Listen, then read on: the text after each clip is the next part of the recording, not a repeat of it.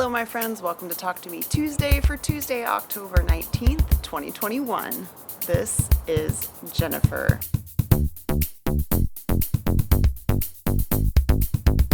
We are in my backyard today. No particular reason, it's just a beautiful day. I just thought we would go outside for a bit. I don't have anything in my hands to show you, but I am going to show you a little bit about my last week. The silent auction for the Linus Connection was on Saturday. It was very successful.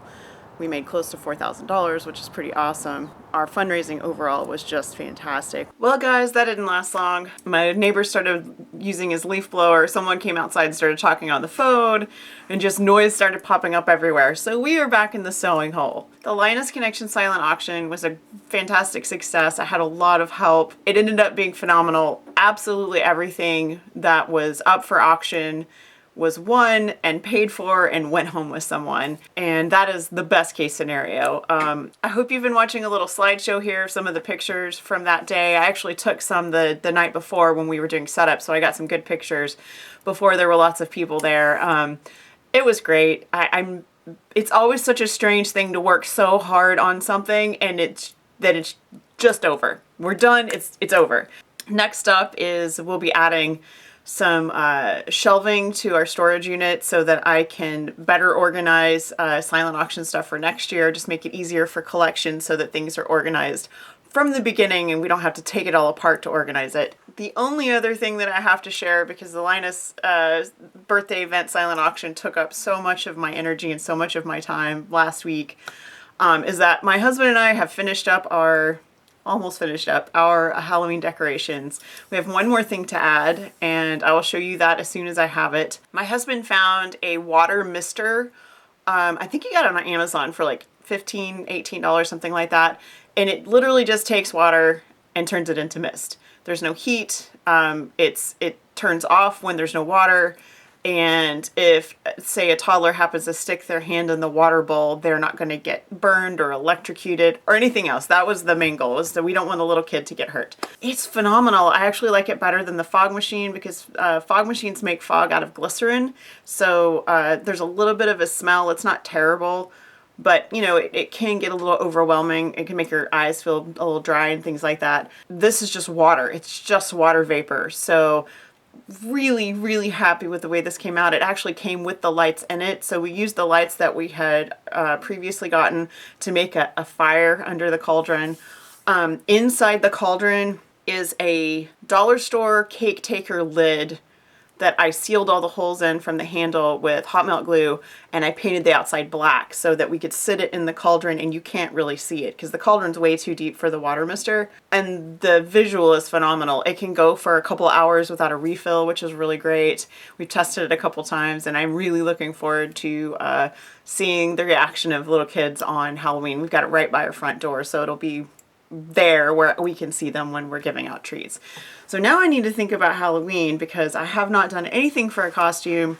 We do actually have a costume closet because we've been such big costumers for so many years. So I might just go see what I can pull out that I haven't thought about in a long time and have that ready for trick-or-treaters on Halloween.